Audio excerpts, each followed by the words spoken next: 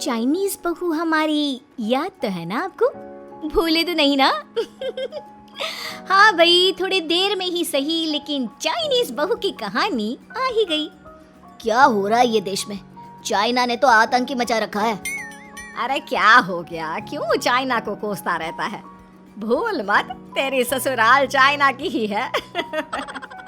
हाँ माँ, पर ये देखना, लड़ाई झगड़े, ये बीमारी, ऊपर से ये देश कितना चालाक है, अंदर न जाने क्या क्या करता रहता है। तभी अंदर से बहू की चिल्लाने की आवाज आती है। अरे क्या हो गया बहू, क्यों चिल्ला रही है? माँ जी, ये देखिए, ये रूस ने यूक्रेन की हालत क्या कर दी है। ऊपर से चाइना में दोबारा लॉकडाउन लग गया है। माँ जी, अब क्या किया जाए? अरे तो तुम लोगों को क्या परेशानी हो रही है, मैं तो यही नहीं समझ पा रही हूँ। वो क्या है ना माँ, हम लोग चाइना जाने की सोच रहे थे, सांगसू के भाई की शादी है। तो क्या? अरे कौन सा उन लोगों के यहाँ भाई घोड़ी चढ़ता है जो बहन काजल लगाकर नेक लगी? माँ जी, उसकी आंखें बहुत छोटी छोटी है, उसमें या तो पुतली रह सकती है या काजल। साले की पुतली निकाल कर काजल लगा दो, अंधा कहीं का। क्या क्या बोले तुम मेरे भाई के बारे में? अरे नहीं नहीं बहू, वो तो बोल रहा था कि तुझे नेग मिल जाएगा, हैं? बहन है ना तो उसकी। नहीं नहीं माँ जी, मैं सब समझती, ये मेरे भाई का मजाक बनाते रहते। कितना सीधा है मेरा भाई, बिल्कुल छिपकली जैसा। नहीं नहीं बहू, सीधा गाय जैसा होता है। सही पकड़े हैं माँ जी। हाँ, तो मेरे भाई की शादी है, मैं चाइना जरूर जाऊंगी। तभी एक पड़ोसन आ जाती है। अरे नहीं नहीं बहू, तू कहीं ना जा, हम लोगों का मन कैसे लगेगा तेरे बिना। ले बहू, तेरे भाई के लिए ये शॉल रख ले, हमारी तरफ से गिफ्ट कर देना।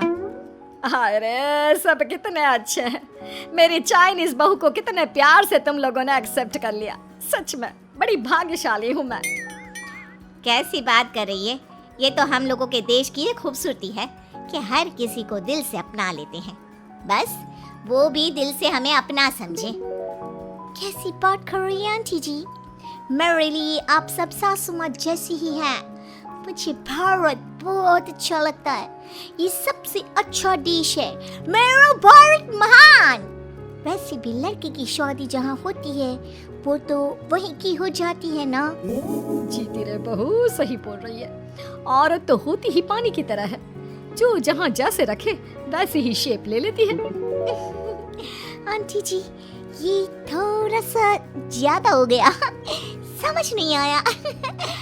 नो प्रॉब्लम, मैं चाय बना कर लाती हूँ। फिर क्या, वो दिन भी आ जाता है जब बेटे बहू को चाइना जाना पड़ता है। वहाँ जाकर बहू का भाई कहता है, मेरे बहन आ गए, मेरे बहन आ गए।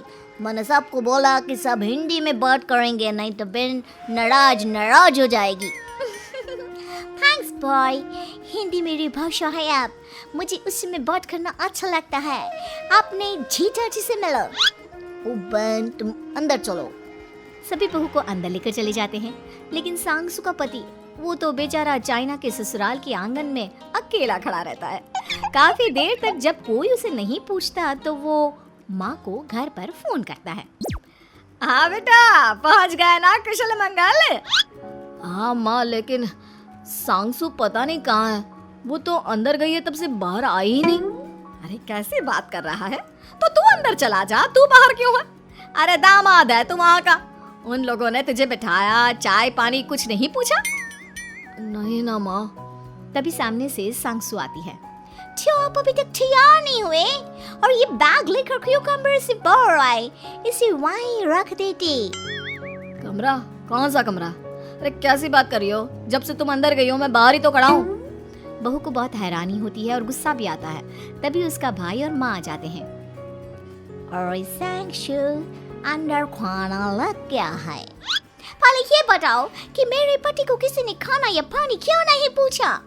वो भारत से ससुराल पहली बार आया है, वो भी मेरे कहने पर। उनकी इज्जत क्यों नहीं की? देख बेटी, तूने जबरदस्ती जिद में शादी की थी तो हम लोगों ने कर दी, लेकिन अब तुम ये सोचो, पूरी चाइना में मैं इस इंडियन को अपना दामाद बताऊं? So sorry. हाँ संगसू, और तुम भी चुप रहना, नहीं तो वो लोग मेरी शादी तोड़ देंगे। ओह, ऐसी बात है। कोई बात नहीं, मैं बाहर होटल में रह लेता हूँ, तुम वही करो जो ये लोग चाहते हैं। कैसी बात कर रहे हो? शादी के बाद पति जैसा भी हो, जो भी हो, पति होता है। वैसे भी तुम्हारे पूरे परिवार ने, सबने बिना सोचे मेरा साथ दिया, मुझे एक्सेप्ट किया, प्यार किया। मैं अपने देश में आपको अकेला कैसे छोड़ सकती हूँ? ये हिंदी फिल्म का ड्रामा बंद करो, मैं अभी अब बर्दाश्त नहीं करूँगी। चुपचाप अंदर चलो, नहीं तो ये शादी वादी यहीं खत्म करके इसे अकेले ही इंडिया जाना पड़ेगा। कैसी बात कर रही हो माँ? ये मेरे पति हैं। नहीं था, हम लोगों ने यहाँ वकील को बुला लिया है, जिसके बाद अब तेरा तलाक करा के हम यहाँ के चाइनीज लड़के से तेरी शादी करा देंगे। अरे कैसी बात कर रहे हो? हम तो यहाँ तुम्हारी शादी के लिए आए थे। नहीं, मैं सांगसू के बिना नहीं रह सकता हूँ। हाई वोल्टेज ड्रामा होने के बाद से ही सारा माहौल खराब हो जाता है कि तभी एक लड़की आती है। मैंने सारा इंतजाम कर दिया है, सांगसू की शादी का मंडप परसों लग जाएगा। तब तक इसके पति को कमरे में बंद कर देते हैं। सभी सांगसू के पति का हाथ बांधकर उसे कमरे में बंद कर देते हैं। ये क्या कानूनी है? आप लोग मेरे पति के साथ ऐसा नहीं कर सकते हैं। मैं किसी से शादी नहीं करूंगी, ये साफ बात है। पहले मैं अपनी शादी करूं, फिर तेरी भी शादी करवा दूंगा। सब कुछ तय हो जाता है, भाई की शादी हो जाती है। फिर वो दिन भी आ जाता है जब सांगसू की शादी वो लोग जबरदस्ती करने के लिए उसे मंडप पर ले जाते हैं। ऐसा मत करो, ये मेरी बीवी है। मैं किसी से शादी नहीं करूंगी। कैसे नहीं करेगी शादी? शादी तो तेरा बाप भी करेगा। हो, मैं करूंगा शादी। प्लीज कोई मेरी शादी किसी अच्छा औरत से करवा दे। चुप, बिल्कुल चुप। फिर माँ सांगसू और उसके पति से कहती है, तुम लोगों का बच्चा मेरी कैद में है। अगर तुम लोगों ने कोई भी होशियारी की तो मैं इस बच्चे को मार दूंगी।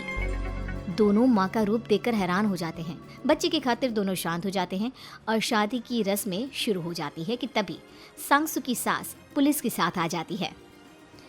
माँ, ससुर माँ आ गई, मेरी माँ आ गई। माँ प्लीज हम लोगों को बचाकर वापस ले चलो। पुलिस सभी को गिरफ्तार कर लेती है। बेटी के बच्चे को मारने की धमकी तो कोई चुड़ैल ही दे सकती है। अरे तो ये चुड़ैल ही तो है। ये सही बोल रहे हैं, ये औरत किसी चुड़ैल से कम नहीं है। तभी उन लोगों का बच्चा भी आकर सांगसू के गले लग जाता है।